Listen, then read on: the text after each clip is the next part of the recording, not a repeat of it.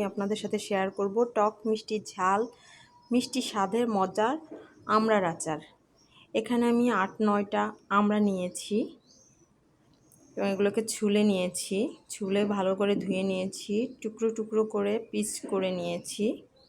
দেখুন, টুকরো টুকরো করে পিস করে নিয়েছি, ছোট ছোট করে কেটে নিয়েছি।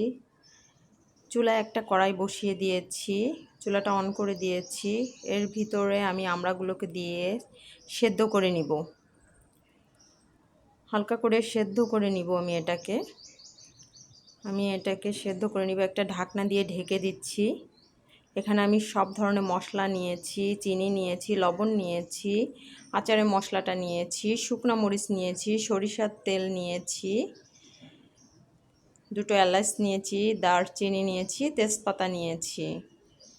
সব ধরনের উপকরণ এখানে আমি নিয়ে নিয়েছি। চিনি, লবণ, আচার মশলা, শুকনো মরিচ। আমার আমড়াটা সেদ্ধ হয়ে এসেছে। এখানে আমি ঢাকনাটা তুলে নিয়েছি, আমার আমড়াটা সেদ্ধ হয়ে এসেছে। এখানে আমি 2টো এলাচ নিয়েছি একটা প্যানে। এটাকে আমি আচারের মশলার সাথে ভেজে নিব। এখন এটাকে আমি ভেজে নিচ্ছি, নেড়ে এটাকে অল্প আঁচে এটাকে ভেজে নেব যাতে পুড়ে না যায়। এটাকে একটু নেড়ে নিচ্ছি। এই যে আমার ভাজা হয়ে গেছে প্রায়, এটা আমার ভাজা প্রায় শেষ। হালকা করে ভেজে নিয়েছি। এবার এটাকে আমি গুঁড়ো করে নেব। অর্ধেকটা গুঁড়ো করব, অর্ধেকটা রেখে দিব। আমি এখানে এলাচ 2টোকেও গুঁড়ো করে নিচ্ছি। আমি এখানে দেখতে পাচ্ছেন, এটাকে আমি একটু গুঁড়ো করে নিচ্ছি, একটু মিহি করেই নিব। আস্ত কিছু মশলা আমি এখানে রেখেছি।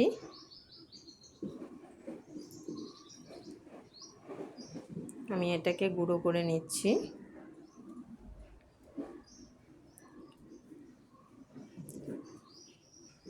সম্পূর্ণটা গুঁড়ো করে নিলাম। এই দেখুন, এবার আমি এটাকে তুলে নিচ্ছি। আলাদাভাবে তুলে কোটায় রেখে দিচ্ছি।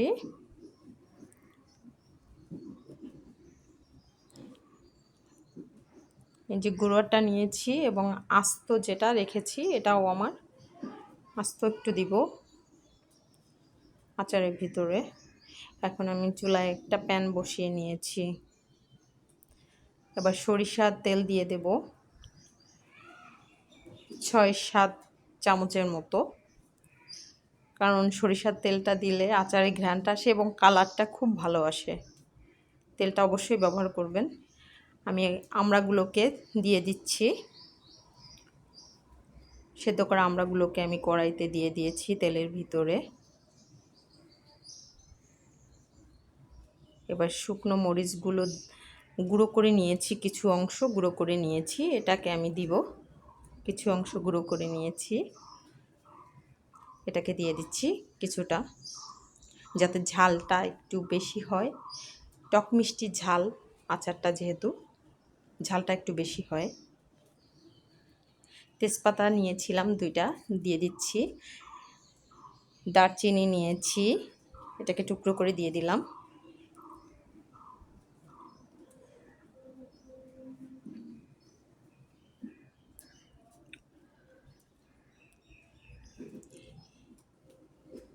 সামান্য পরিমাণে লবণ নিয়ে নিয়েছি। আমি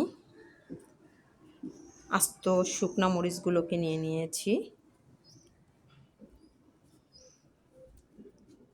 এবার আস্ত যে মশলাটা রেখেছি, আচারের মশলা, ওটাকে আমি কিছু অংশ দিয়ে দিচ্ছি। কিছু অংশ এর ভিতর দিয়ে দিলাম। এবার 1 কাপ পরিমাণে আমি চিনি নিয়েছি, সেই 1 কাপ পরিমাণে পুরোটাই আমি দিয়ে দিব এর ভিতরে। আমি পুরোটাই চিনি দিয়ে নেড়ে চেড়ে এটাকে আমি কোনো পানি ব্যবহার করিনি। আমি একটা ঢাকনা দিয়ে ঢেকে নিয়েছি। আমার চিনিটা গলে গিয়েছে সম্পূর্ণ, যাতে আমড়ার ভিতর ঢুকে, এজন্য আমি পুরো চিনির পরিমাণটা একটু বেশি নিয়েছি, যাতে মিষ্টিটা একটু বেশি লাগে। এবার আমি এটাকে ভালোভাবে নাড়িয়ে নিয়েছি।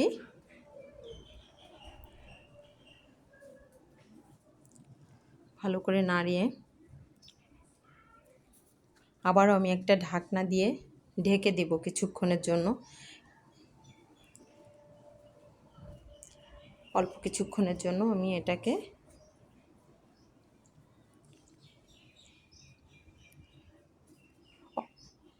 চিনিটা গলে আসলে আমাকে অনবরত নাড়তে হবে যাতে নিচে লেগে না যায়, চেষ্টা করতে হবে।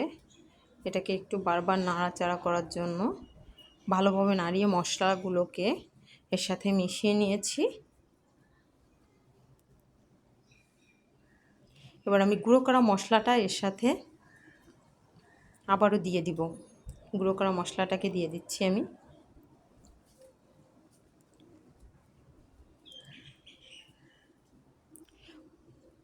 পরে দেওয়ার কারণ হচ্ছে আচারটার ঘ্রাণটা আসে, এবং গুঁড়োটা পরে দিলে আচারের ঘ্রাণটা অন্য রকমের আসে, ফ্লেভারটা অনেক ভালো আসে আচারের।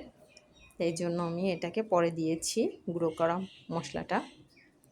এটাকে আমি এখন অনবরত নাড়ব, কারণ তা না হলে নিচে লেগে যাবে, মশলাটা পাতিলের সাথে লেগে যাবে।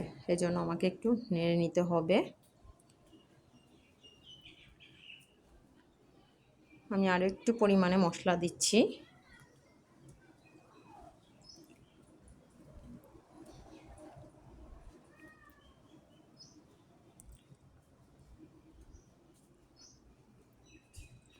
এই যে দেখুন আমার আচারটা তৈরি হয়ে গেছে, টক মিষ্টি ঝাল মজাদার আচার।